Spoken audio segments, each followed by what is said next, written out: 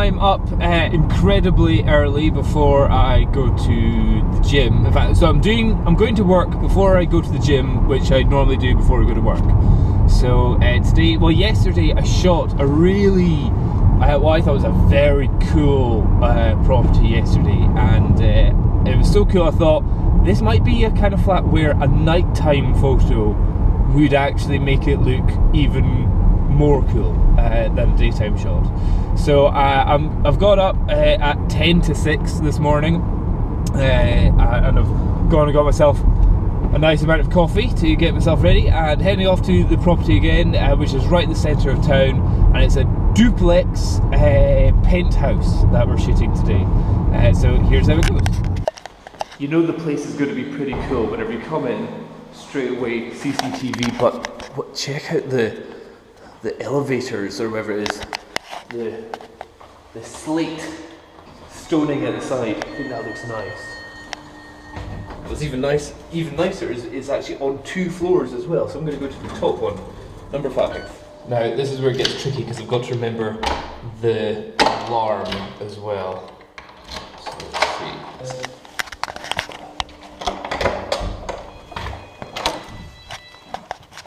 The alarm code DOMS. Cool. Oh, cool. Okay, so that's us in. I'll bring in my tripod. Oh, and so this, I think. This totally makes me imagine I love automatic opening doors. Did we discuss that?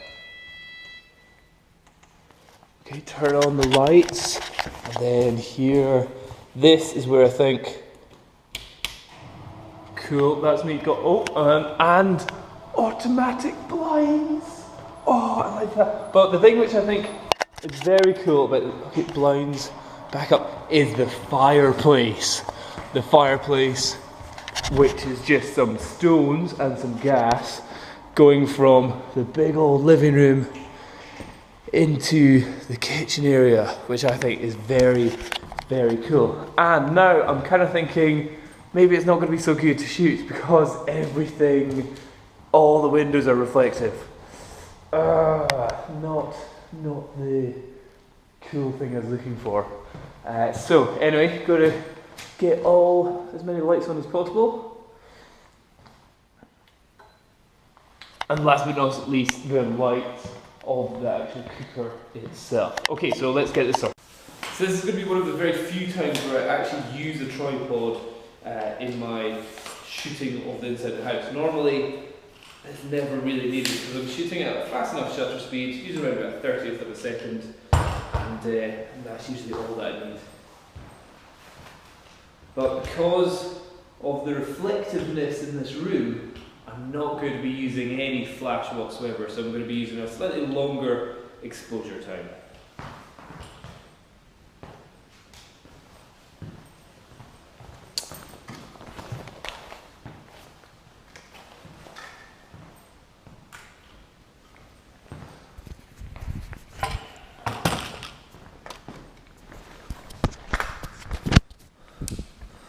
So I'll do it, let's head over into the corner, there.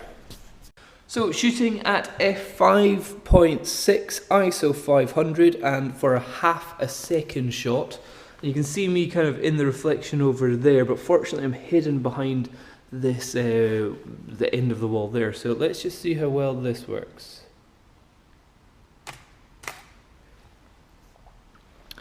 And pretty much very well hidden. Yeah, let's see that again.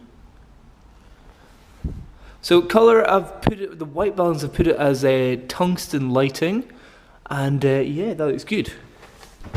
One thing which is always good whenever you're taking the photo, to look at the photo in the back of the camera, because that's when you kind of go, oh wait a minute, there's things which don't look quite so great. So for just now, I'm going to remove this phone and alarm clock. But otherwise the rest of the room looks brilliant.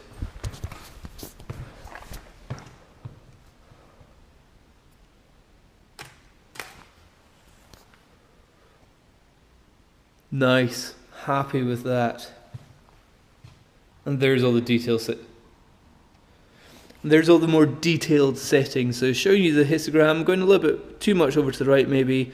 I've taken the ISO down to 400, tungsten white balance. No, that's not tungsten, that's fluorescent lighting white balance. And looking good there, nice. And for my second shot, I'm going to shoot of this kitchen. Like the bedrooms downstairs are probably not going to look any better in the night time than they did in the daytime. But I still think this is a pretty cool area. So for the second shot, I'm just going to get this leveled up first. Get it so it's roughly the same settings again. So maybe half second, ISO 400, f5.6. Let's see. Maybe get a little bit less on the right. Kind of want it so it's right down the middle of this kitchen unit.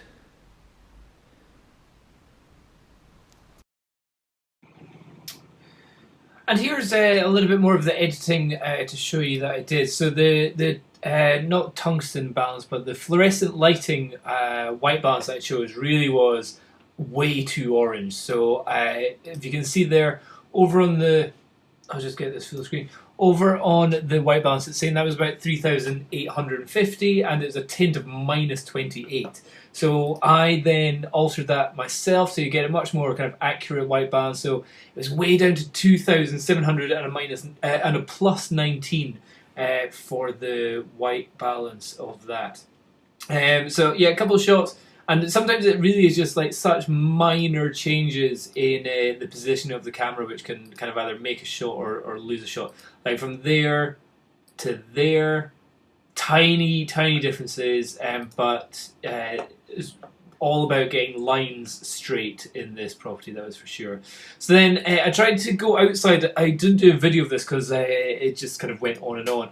I thought, because it's got a nice balcony, so it's a balcony looking out into the kind of kitchen area.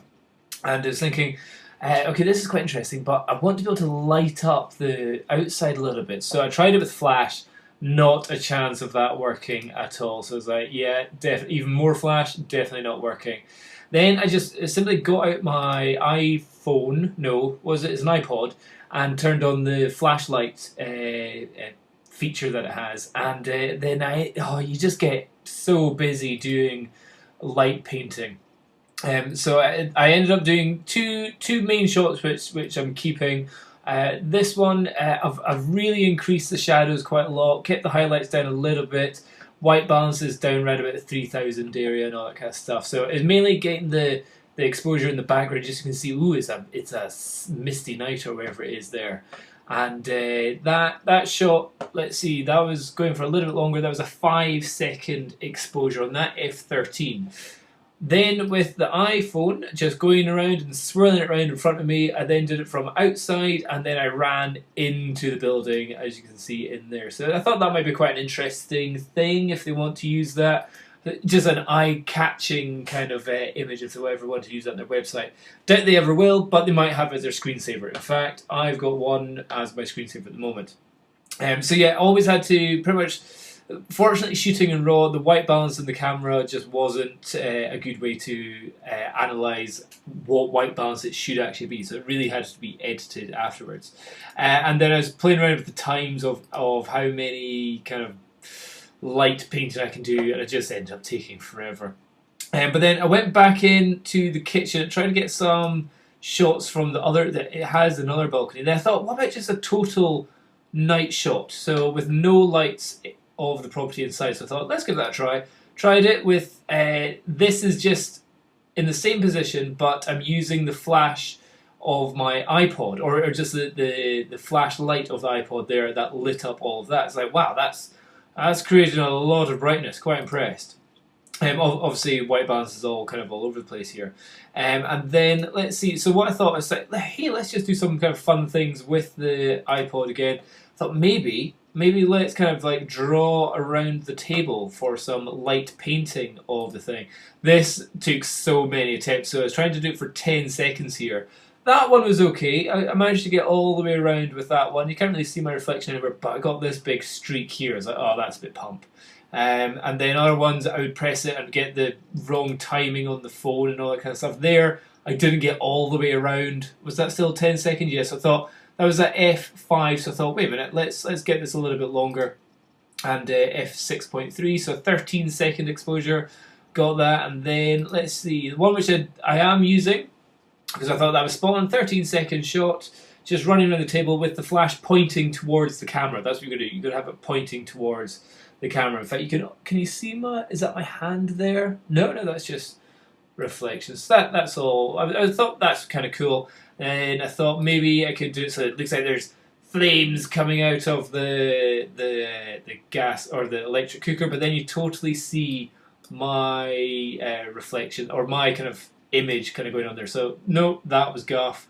Thought about just running around again, guff, and then I thought, right, let's see if I can like draw all the lines of the thing. Couldn't do it in one shot, so that was a full 30-second exposure to run all the way around and then do that, and I tried to get the last one, but did that in the second one, and then through a little bit of editing on GIMP, I've combined the two and created this image. So that was just a little bit of kind of layers and do that, but one image was so much brighter than the other, so you can really see it there. So not really going to be using that, but the thing is, when doing stuff like this, it sucks up so much time, and you can end up, so that was a good hour after I'd gone in, and the place is actually, like, outside is getting a little bit brighter. So light painting, I would say do that at the start of the night, not in the morning, because you will end up spending hours doing it. Because it's just so much fun, because you just keep on doing it over and over and over. So there you go, that's the shots which I did from today. I hope that helped. I hope that gave you some ideas. Cheers, bye-bye.